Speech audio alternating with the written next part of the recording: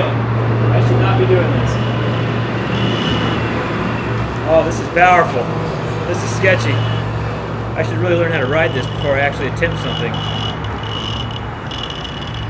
Okay, I'm at full blast right now on the boosted.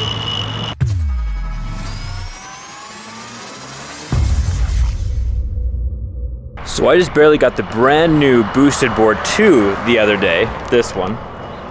And I've never really ridden a boosted board before. I've ridden snowboards, but I've never been like a skateboarder or a longboarder. So being on this is slightly weird. But the first thing that came to my mind when I got this board, and I don't know why, but can it pull a Tesla? Because they're both battery powered. One is significantly heavier than the other, but it would be interesting to find out. If your Tesla dies, can your boosted board save you?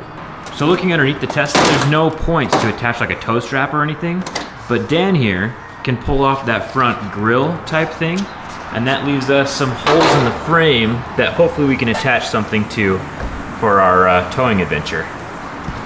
So we tried attaching this yellow tow strap, but it doesn't have any hooks on it. It's like there's only one little spot for the tow strap to grab on right here. Luckily, JerryRigEverything has more than one tow strap in his truck, so we're gonna attach that here. I have a bad feeling about this. Well, we gotta put the car in neutral. Let's see what happens. Dan, has your Tesla ever died on you before? Dude, just this last week, like we went to Hawaii, he did the Haiku Stairs trail thing. Over those 4 days, we lost the 40 miles that were remaining on our battery range.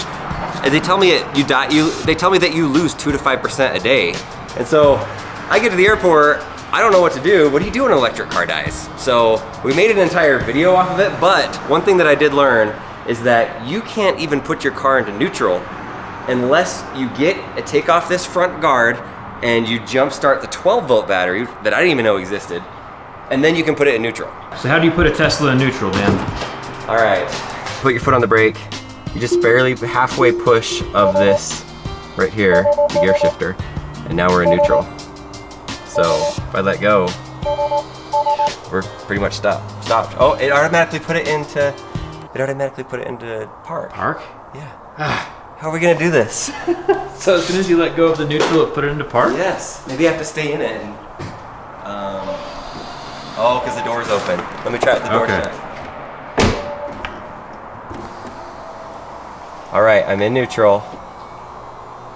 Okay, we're stuck in neutral. I just have to sit in the car. The car's smart enough. It knows not to stay in neutral when you're out of it. If you roll down your window and you come out of the car, will it still stay in neutral? Nope, just already went into park. All right. So you're gonna have to have a passenger. You stay there, I'll grab the board.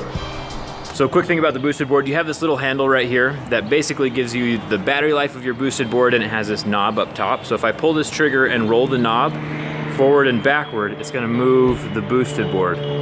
So right now I'm in something called like the beginner mode, which is like what noobs are supposed to be using, because I haven't ridden a boosted board that often.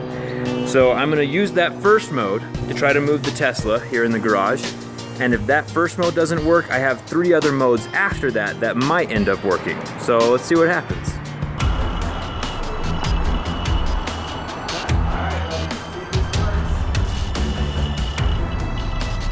Okay, we're moving.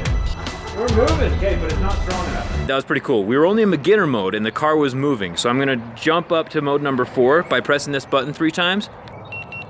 So now that it beat 4 times, we are now in the 4th mode, which is what the pro mode is, or the advanced mode, which I shouldn't be in right now. So let's see what happens. I should not be doing this. Oh, this is powerful. This is sketchy. I should really learn how to ride this before I actually attempt something. Okay, I'm at full blast right now on the boosted. Oh, this is sketchy. It's working! It's working!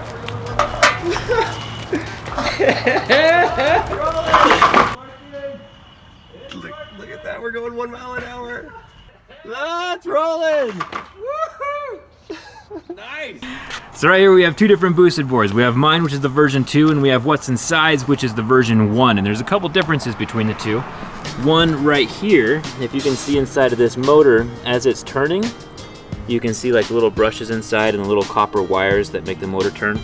This one is all sealed shut on the version 2 boosted board. If water ever gets inside, it won't damage the motors.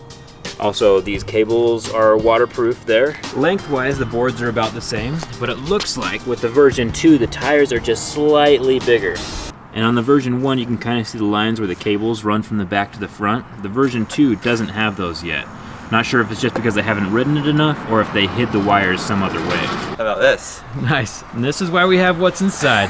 So why is this one cut in half, Dan? This was one of our first videos we did, first ever collaboration. We did it with Shonduras, and we cut open a boosted board, but we took it to a skate park first.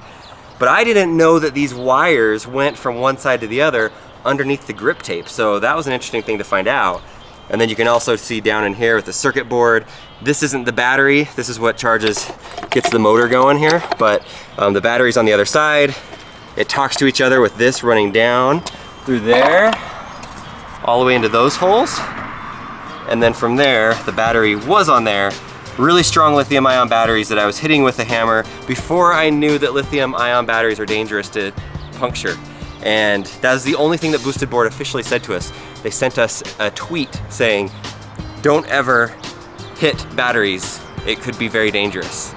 So they saw our video, obviously, and that's all they chose to say on it. So I learned my lesson. The one wish that I have is that the version 1 was waterproof, because in our gold play button video, I accidentally launched Lincoln's Boosted Board, which is actually Casey's that Lincoln was borrowing, into the East River in New York City.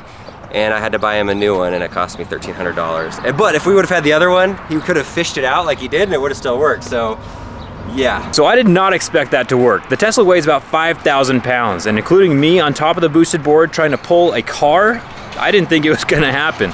The motor on the boosted board is pretty small. Obviously, it's probably not the best thing to do with your boosted board, since the boosted board was struggling pretty hard and the motors were stuck in one spot. They weren't able to spin and cool down and keep themselves cool as they were moving. And even though this project was pretty fun, it is slightly unrealistic, just because when the Tesla dies, just like Dan said, you can't put it in neutral. The battery's dead. Maybe in my next video, we'll see if a DJI Mavic can pull a helicopter. You never know what's possible these days.